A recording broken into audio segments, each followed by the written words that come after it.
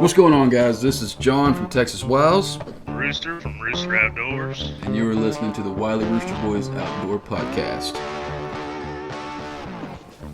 The man, the myth, the legend. Mr. Mike Slawson is back with us today. What's going on? Oh, man, it's been, like 3 months since we've had you on the show? Yeah, I think so. It's been quite a while. You keep calling me that, and I'm going to start believing it pretty soon. Hey, man, believing, that's what it takes. The first part of the equation, right? Exactly. But before we get too far into anything, today is September 13th. Today's Monday. And 2 days ago, as everybody should know, was the 20th anniversary of the attacks of September 11th. And I would be remiss if we didn't, talk about that for a few minutes. I know that it has affected thousands of people, and I think we should reflect on it for a few minutes, and I want everybody listening out there to know that if you were affected, directly or indirectly, my heart and prayers goes out to you. It's a day that I'll definitely remember that day for the rest of my life. Absolutely. That was horrible. That's horrible. No matter whether you were in New York or in California, that was just, God, that was awful. It resonated throughout the entire world, man. That's for sure. I remember I think I was like 12 or 13 years old. I was going into third period in junior high. And this kid, I ain't gonna name him, but he was jumping up and down hollering, we got bombed, like laughing about it. And even at that age, I knew, hey man, this ain't something to joke about. And maybe he didn't have the maturity or the bandwidth to process what was going on, but that sticks out to me still to this day and all of that. But It's just crazy, man. mm-hmm. Yeah, I remember I'd worked the night before. I worked at Cantex, and I got off that morning and I went to sleep. And I don't know, I just woke up probably about 9:45, maybe 10 o'clock in the morning. And wife was there, and my son at the time was not quite 2. And I remember I went and turned on the TV and turned on the news. I don't remember whether she woke me up and told me something had happened or what the deal was when I saw it. I never went back to sleep. I had to work that night. Never went to sleep. I was just glued to the television all day. Mm-hmm. And I remember I'll tell y'all guys, it was rough on me. I was a little older than you guys. Mm-hmm. And I knew the import of what was happening.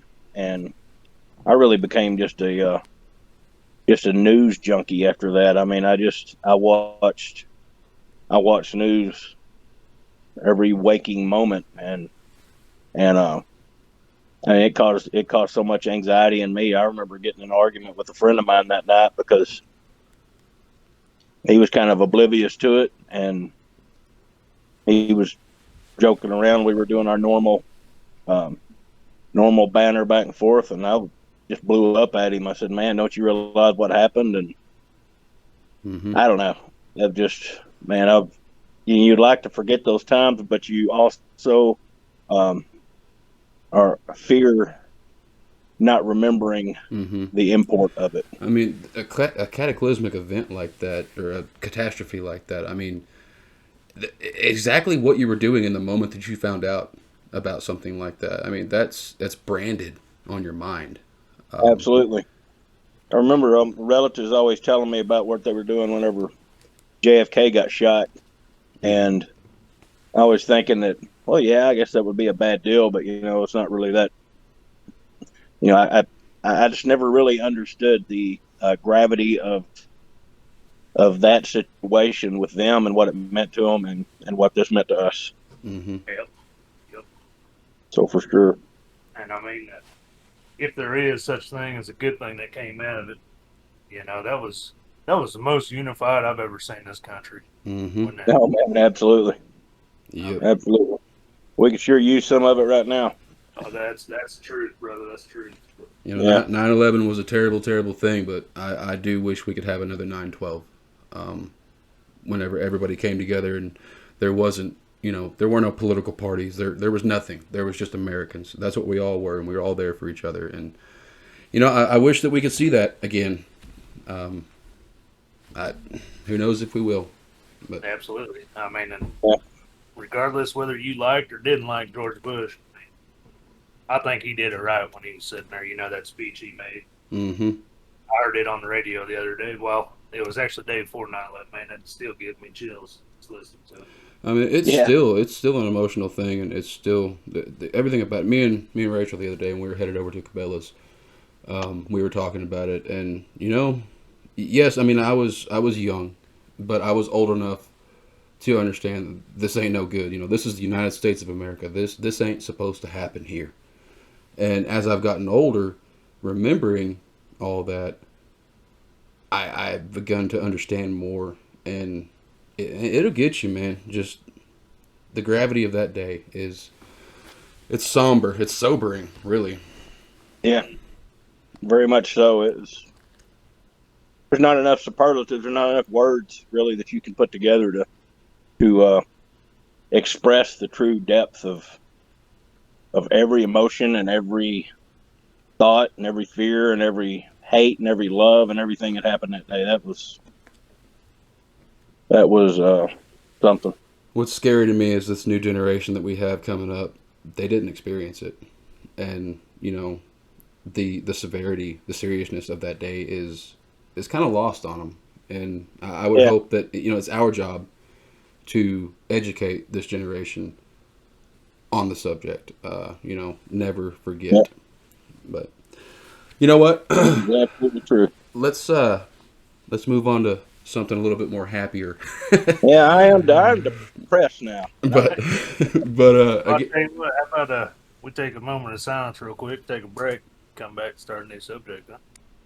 yes, sir. Let's have a moment of silence, and that will lead us into our break.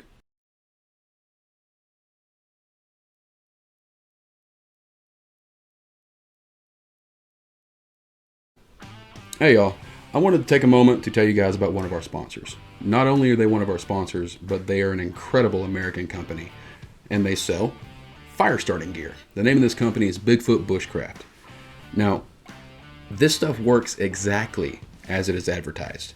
You take one of those plugs, expose the fibers, one strike with that ferro rod, you got yourself a flame. A decent flame at that.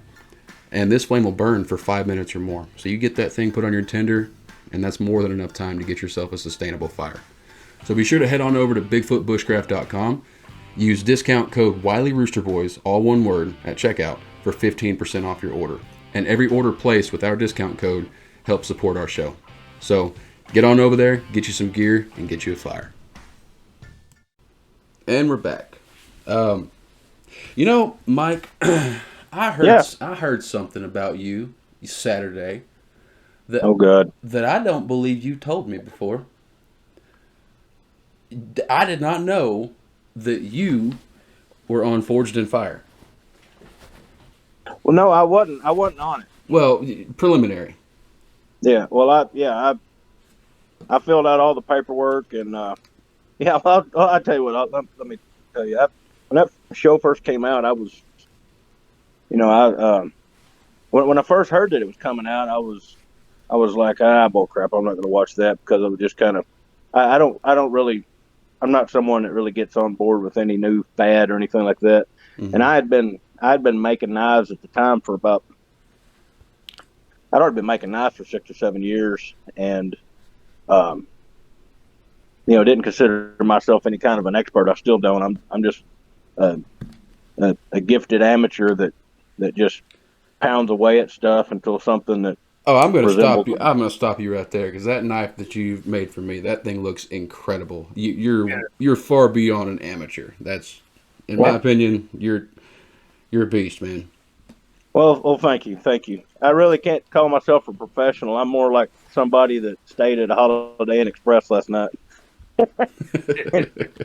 One of those kind of things. But thank you. I appreciate the kind words. I wish I had more time to devote to it, and hopefully in the future I will. But the first time I watched that show, I believe one of the first episodes that I watched was about 4 or 5 episodes into it, and it was a guy named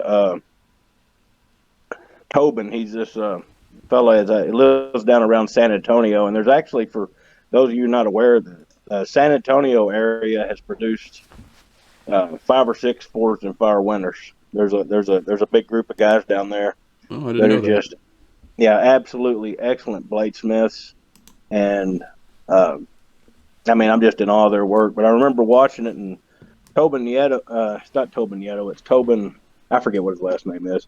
But he is this kind of short, squat, overweight, got a huge black beard, real thick glasses, and and just not someone that you would think would be very artistic. And the guy is amazing, the things he can do. And I was hooked then, and I decided that if I ever got the chance, I'd like to be on the show. So when the casting call for the second season came out, I got online, filled out the paperwork, sent a few pictures of my stuff that I'd done, and I got an email from this gal named Courtney, who was with the talent agency. I forget the name of it. I still get emails from them sometimes because they're mostly just trying to find someone that does barbecue, or some family that's renovating an old house or something like that. Nothing that interests me. And got an email from her asking when it would be a good time to set up a telephone interview for the show. And I was just elated, and I sent her back a time, and I remember it was on a Tuesday, like a 9 o'clock, Tuesday at 9 o'clock, the day that I was supposed to interview with her. And I was working nights at the time, and I had stupidly picked up a shift the night before, and had kind of forgot that, not kind of, I'd actually completely forgot she was going to call. So I went home and fell asleep, and she calls, and Courtney Scarpetti, that was her name, Courtney Scarpetti. Sounds Well, she Italian. calls, and she's got this, really fast, New York accent, and like talks really fast, and says, this is Courtney from blah blah blah, whatever, blah blah blah, and I'm waking up, and I'm literally like, oh yeah, hello, and she proceeded to interview me for about 10 minutes, and I can only imagine the answers I gave were like some dude that had just worked all night as a nurse and then slept an hour and got woken up without remembering that he was supposed to be ready to get invited on a TV show. Oh, and man. After that, I never heard from her again. Oh, man. You got Yeah. cheated. I cheated myself, man. I was like I remember hanging the phone up and thought, man, you screwed the pooch on this one, man. You ever thought about reapplying? I have. They're probably into their 9th season maybe now. And my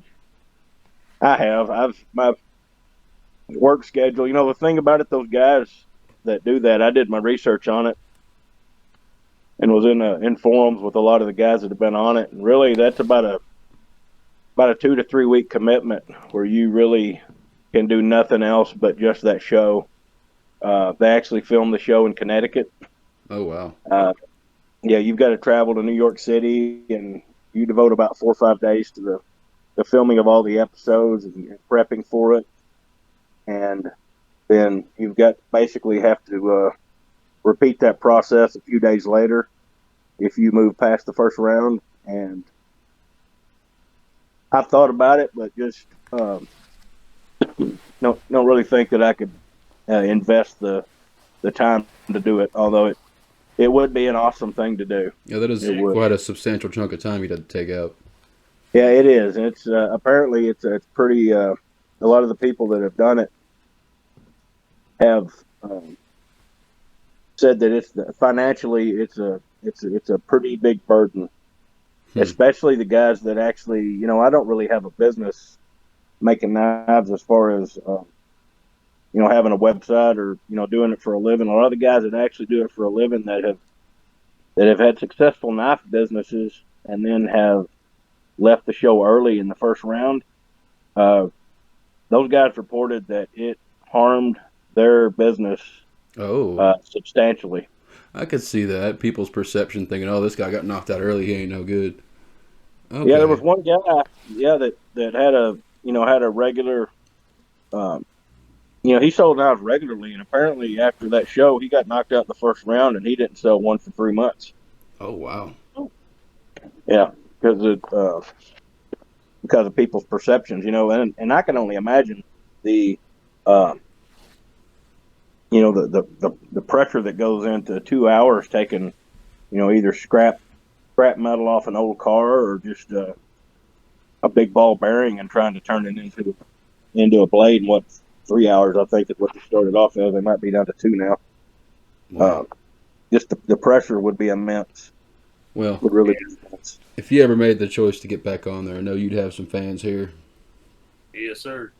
Well, thank you. We'd have to have a big watch party, and then we could watch me go out in the first round.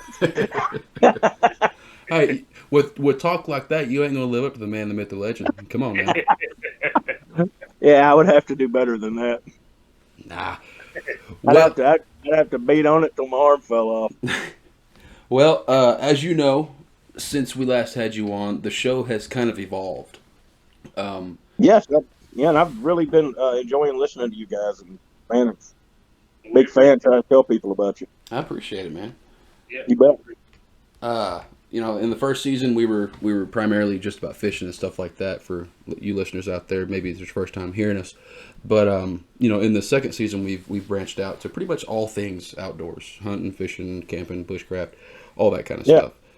And I touched on this earlier, but Mr. Mike Slawson here is making me a custom knife that this thing is impeccable. I mean, it looks amazing. I wish you guys could see it. You know what? I'll put a picture of it up on the Wiley Rooster Boys Facebook page if you guys want to check that out. But you got some amazing skills, Mike. You really do. And You're making me blush. I'm blushing. Well, thank you. I appreciate it. But I'm gonna tell you what. If you do have that done by the time we do our Texas versus Nebraska challenge, I'm gonna do exactly what you said. I'm going to try my best to break that knife. It's gonna pain me to do so because it's so beautiful, but I'm going to try and break it. I'm gonna be batoning wood. I'm gonna try to baton down a tree with it. I'm gonna be splitting wood with it. All kinds of stuff. So I'm gonna put it through the ringer and see if she holds up, and I have no doubt that it will. All right. I'm actually kind of nervous now. Oh man. But I understand you have a little story you want to share with us. Talking about the first time I went hunting. I'm sorry, not hunting, but the first time I went deer hunting. Yes, sir. Yeah, I wouldn't put it on the equal of the kayak story of falling in the water, because that's probably one of the most comedic, epic stories of all time. But I wish I'd have been there for that. yeah, I'm glad you weren't, man, because you'd have been disappointed in me on that second time I fell in, because I sure got angry.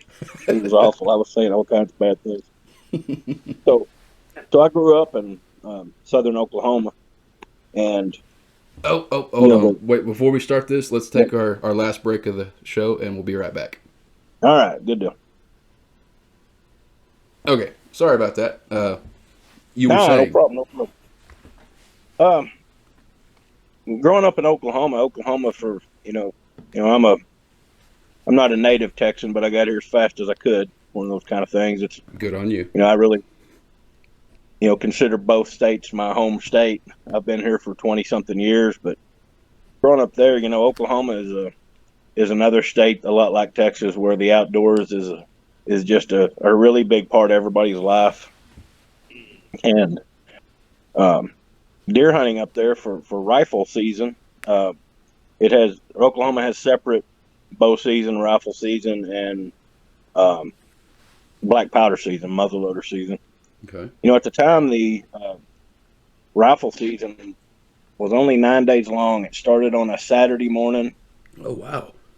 Yeah, it started on a Saturday morning and ended on the following Sunday night. So you didn't really have.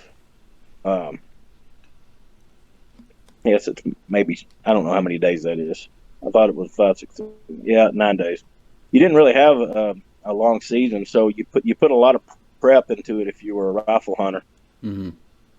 And when I first decided, I believe I was 18, I decided I wanted to try out deer hunting. And my best friend, my cousin, he thought it was a good idea. He didn't even own a rifle. I went, and I remember I was working at Walmart at the time, and I went and I purchased a used Marlin lever action 30-30. I got one of them. I love that gun.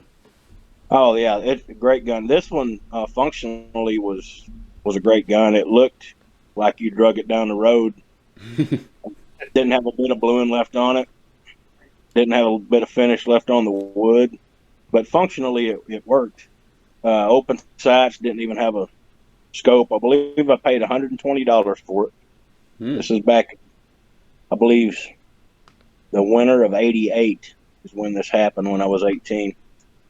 Well, I get it, and we were trying to figure out a place to go, and we had a friend of ours named Marcellus, this dude we were good friends with. His family owned, if anybody's familiar with Interstate 35 as it goes through southern Oklahoma, when it north of Ardmore, where it climbs up into the Arbuckle Mountains. I've been there.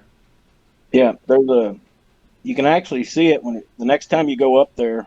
The little, I guess, Highway 77, which runs beside 35, which was the old road that went, basically from Oklahoma City to Dallas. If you look right before you start climbing up into those mountains, there's a little road that goes under, east-west, goes under the interstate.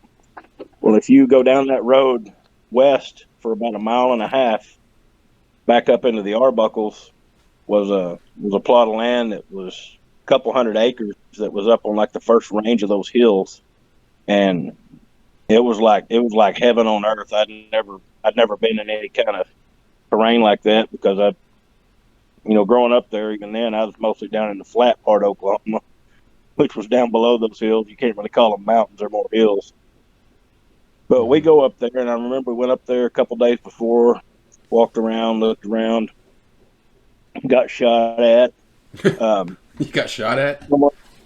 Someone with a big rifle. We got up on top of the ridge there, and we're kind of skylined, and I guess they were trying to run us off their hunting spot. And we had about 4 or 5 rounds go over our head. Sounded like a jet going over, and so we belly crawled down over the edge of the hill and got the heck out of there. But it'll tell you how smart we were is that 2 days later we came back. Persistence is key. Persistence is key. Like that nonchalantly, you said you got shot. Yeah, we got shot at. Yeah, it was. I'll tell you one thing. It was too dadgum close for comfort, and I've been shot at like that a couple of times, and that was not good. How do you get yourself in those situations to get shot at? Man, I don't know. That time,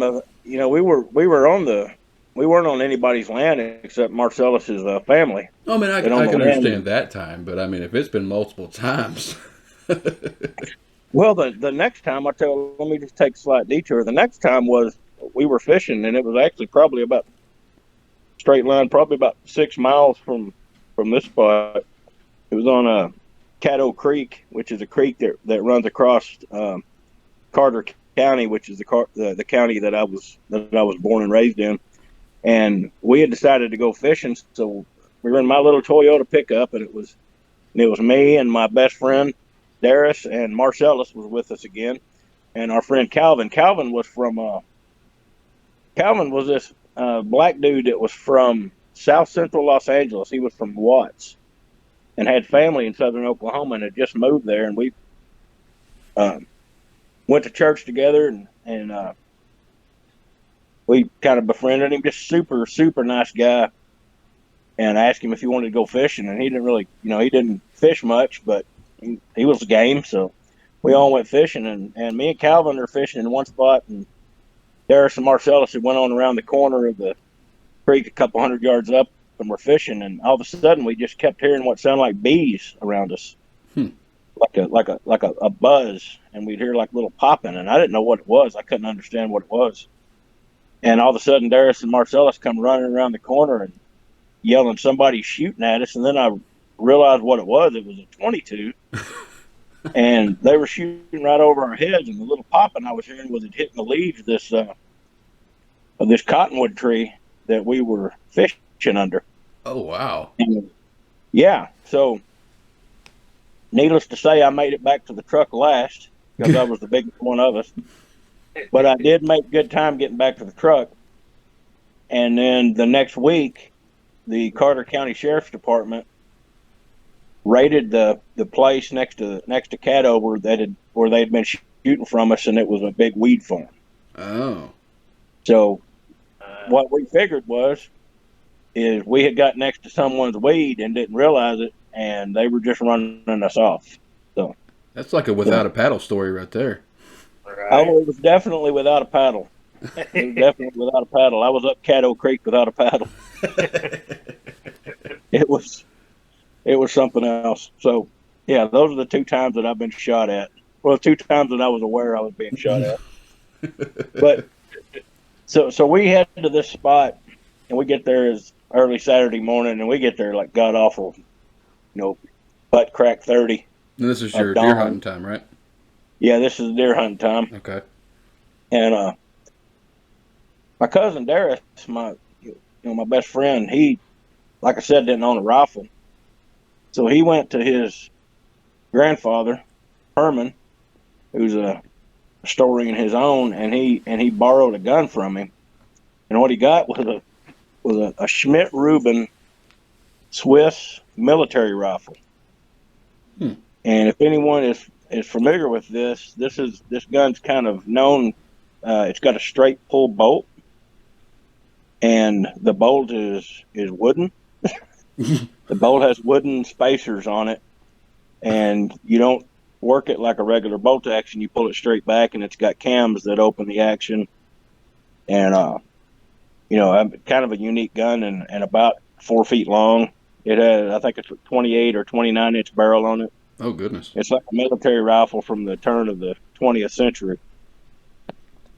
And I remember we went to get ammo for it, and we had to go to the gun shop there in Oklahoma, and they ordered the ammo for my cousin, and it was, and this is 1988. This is kind of a big deal. It was $40 a box at the time. Oh my gosh! Wow. Yeah. So it was $2 a shot every time he shot. So he was treating them rounds like they were gold. Rightfully so. So he's got this big, huge military rifle. He's got a full length stock. The barrel cover goes all the way. The wood goes all the way to the end of the barrel almost. Mm-hmm. And we go down to this little natural tank is what we were hunting over. Probably about, you could throw a rock across it, maybe 80 feet long, 25 feet across, that was in a kind of a natural rock tank in the bottom of this valley. It's kind of heavily wooded. And so he goes and climbs a tree at the east end of this tank, probably about maybe 150 feet from the edge of this tank. And me and Marcellus walk, and and this is how little prepared we were. I was going to get on the south side of this tank, and probably about 100 feet above it, and I found me a tree to sit down against. So I sit down, and Marcellus keeps on walking, and I'm thinking he's just going to go down and he's going to sit maybe, down past the west end of this tank. Well, he goes and sits down about 15 feet from me, because I guess he didn't want to be alone in the dark, which I couldn't figure, but hell, as new as I was to big game hunting of any kind, I'd hunted small game, but nothing like this. So I didn't think anything of it. I said, I guess he just wants to hang out right here. So we're sitting there, and the light starts to go up, and I'm, you think, a lot of times, I know you guys have done it. You get in a deer stand, or you get out hunting or something like that, and you just start nodding off. Well, I wasn't. I was at like peak awakeness, because I was in these woods that I'd never been in the dark, and I was excited. And Adrenaline every taking time over. I heard it, what's that? Is that adrenaline taking over? Adrenaline taking over, and imagination taking over. Every time I'd hear a squirrel bark or something, I was thinking it was the biggest deer that I was ever going to see was going to come walking up. Hey, we've all been there. Oh yeah, yeah. This is the first time for me, and I was. Let me tell you something. I was twisted up just about as tight as you can get before you pop. And so I'm sitting there, and all of a sudden I hear someone go, psst, psst, and I just slowly turned my head to the left, and Marcellus is looking at me. And Marcellus is a black fella, and so all I see, because it's still kind of dark, all I see is his eyes real big and white, and he is looking like he done seen Bigfoot or something. And so I'm like looking at him, and he's got his finger, and he's got his finger down in his lap, and he's just motioning forward with it. So I look forward, and right there in front of us is a little, probably about Excuse me. maybe 80 feet from us is a little spiked buck. And so I kind of motioned to him, said, go ahead and shoot it. And he just shook his head. I think Marcellus just enjoyed going out there and hanging out with us. He had no intention of shooting anything. So, that got me. Let me tell you something. The adrenaline really hit in, because all of a sudden I got my friend here who's basically telling me, I saw it first, but you go ahead and shoot it. Uh-huh. So I pull that marlin up, just slow and deliberate, get it up. And, we didn't think this thing through very good. There's probably, 5-6 inch post oaks all in front of us, between us and this creek. So I didn't have no clear shooting lane. I had trees in front of me, and I could see this deer on the other side of them. And so I put the gun on it, and I start, following it, because it's kind of just slowly making its way from left to right in front of me. And by the time I decided to take the shot, I was almost, and this is very unsafe, I had almost reached around with the gun to where I was pointing back towards where my cousin was in the tree. Oh. And I knew that I was almost to where he was, so I thought I better hurry up and shoot,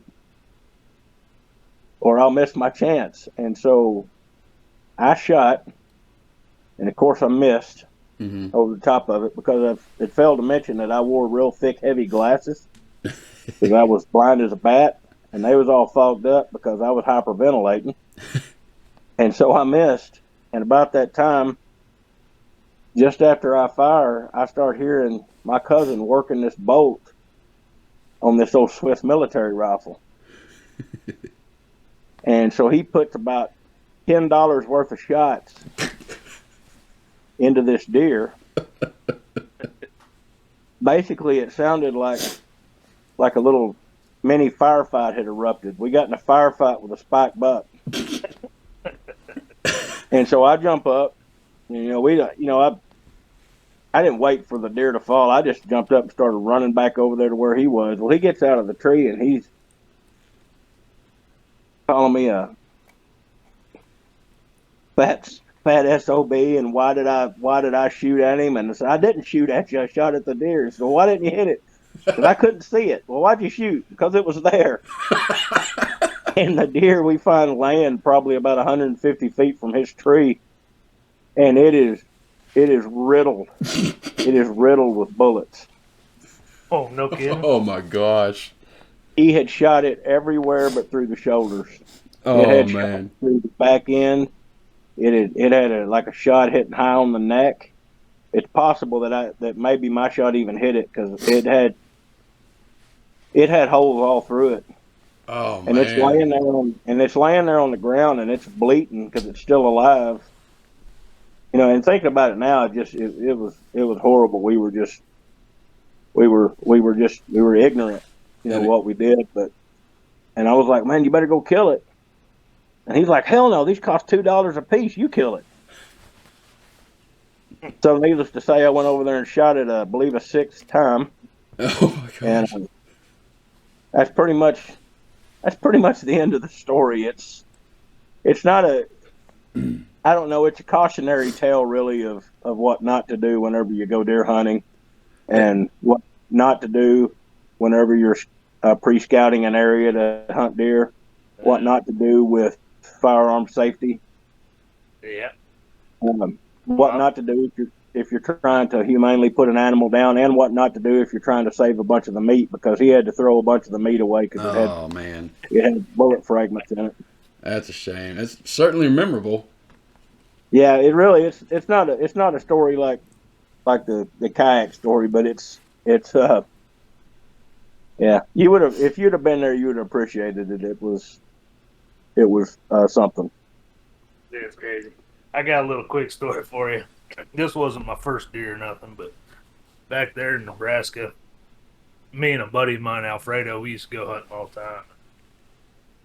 We got a big old lake up there called Lake McConaughey. And I mean, this sucker's like 27 miles long, like 3-4 miles wide. Well, anyhow, it's got a bunch of public land around it. That's a miniature ocean, man. That is a big lake. If you catch it at the right angle, you can look all the way down that lake and not see the other end. You know, it's kind of like the ocean. You just see water. That's awesome.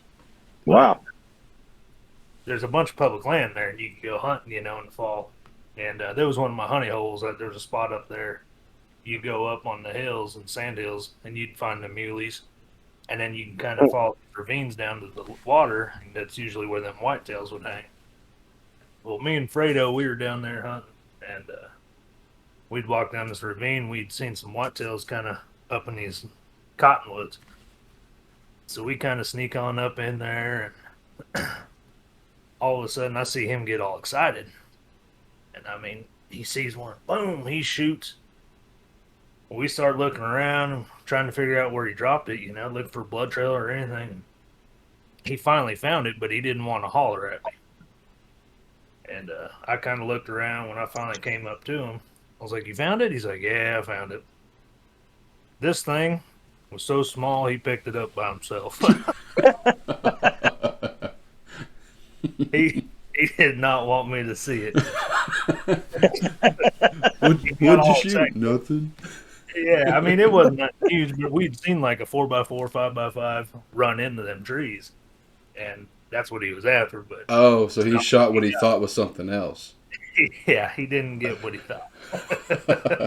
Oh man! Looked like him throwing a taco up on top of the truck. I mean, it was dang good. It made good stew. And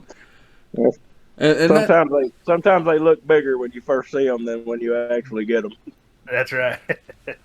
But I mean, the important thing is you got meat. Yes. I'm not, unless it's pigs. Me personally, I'm not really one for trying to waste meat.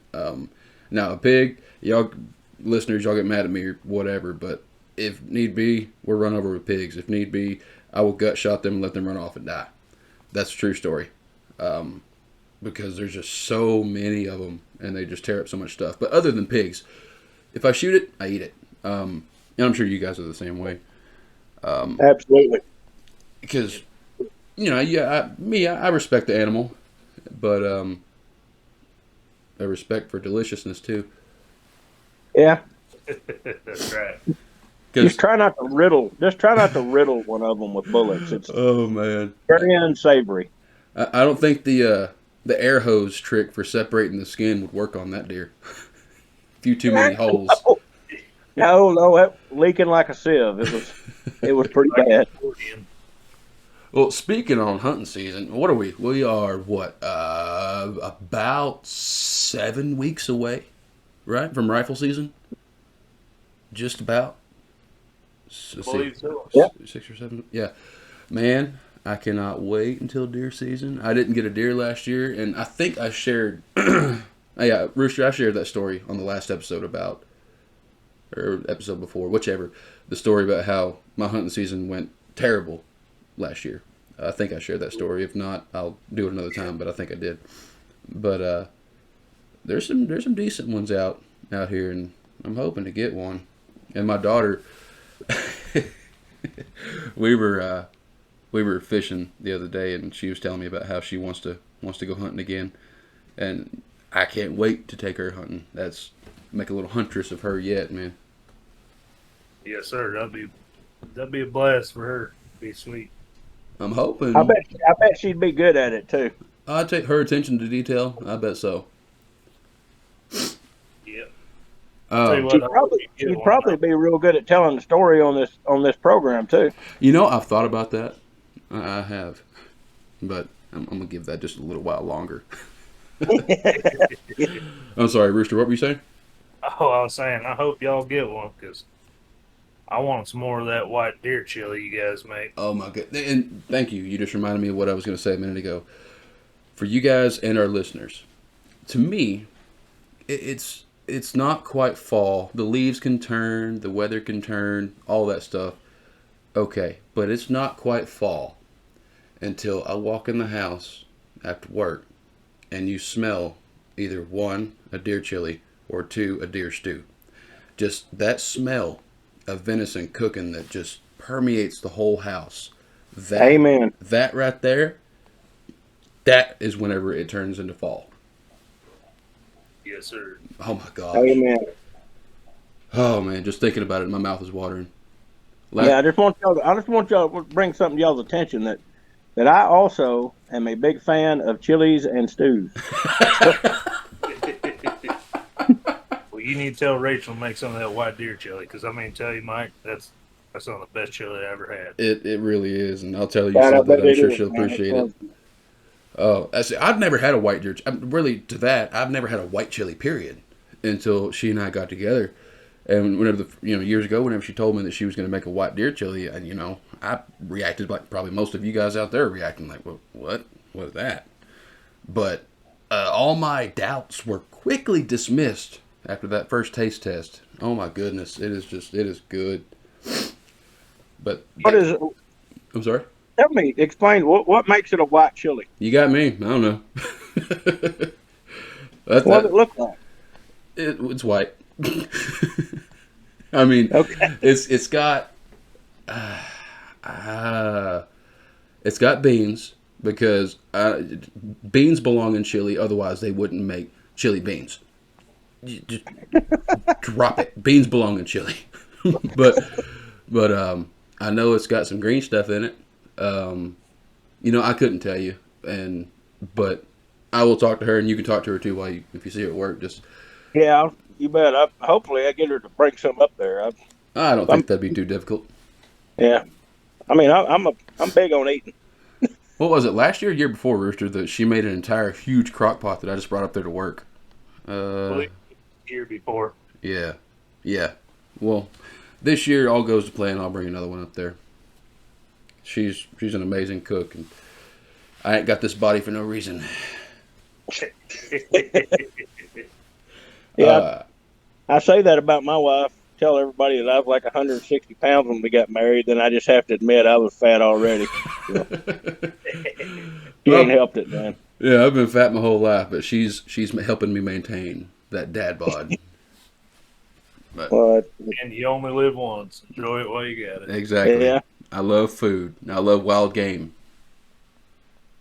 And I'm really happy about the fact that Lily loves wild game. I mean, what 5-year-old do you know will go out there, hunt with you, quarter the animal up, cook it, know what she's about to eat, and really enjoys it? I mean, that's kind of rare. I know adults that won't even touch wild game. Yeah. We work with one, Rooster. Yes, we do. What's he say? He goes to the store to get his meat where no animals were hurt. Yeah. Oh, God. Yep. Right. Well, it looks like, guys, we're just about out of time. Mike, we really, really appreciate you coming back on, man. We're going to have you on again sometime. Thanks for having me back on and listening to my dumb stories. And I love your stories, man. I appreciate y'all and really enjoy listening to y'all. And, so Rooster, you're originally from Nebraska? Yes, sir. Yep. But you're on the Texas side now, the Texas versus Nebraska thing? That's it. All right. He's assimilated. He is assimilated. Well, you're an assimilated Cornhusker, and I'm assimilated Sooner. So. Yeah, we'll see how that works next weekend, won't we? Yeah. Together we make a straight line. I have a feeling OU's probably going to stomp us, but wishful thinking it'll at least be a close game. Yeah. I'm telling you, on that note, they really need to. I don't like the whole going to the SEC thing, and they need to get Nebraska back in the Big 12 and keep the Big 12. And we worked with a guy that said the same thing. During the COVID deal, there was talks because, our coach said we're going to play, and Big Ten didn't like that. But yeah, the problem always was the money. Big Ten cut us an offer we couldn't refuse. So that's a fact. That is a fact. I really wish that we'd come back. Yeah, money talks, BS walks. So. That's it. I don't think it's ever going to happen. Yeah. But again, thank y'all for having me on. I sure enjoy it every time I am. Yes, sir. Absolutely. Anytime. We need to get on the water sometime and hear some more than funny stories. I know that. And make some new funny stories. Exactly. Hell yeah, man. Forget hearing the old ones. Let's go make some new ones. Right? Absolutely. I think if you got the three of us together, there would definitely be half a dozen stories come out of it. Bring some stitches. Bring some stitches on hand. I've got some. All right, folks, we're going to get out of here, but we will see y'all next week. Thanks for listening. Please like and subscribe. Check out the Wiley Rooster Boys YouTube channel. And until next time, we'll see you. God bless. Good one, y'all. See ya.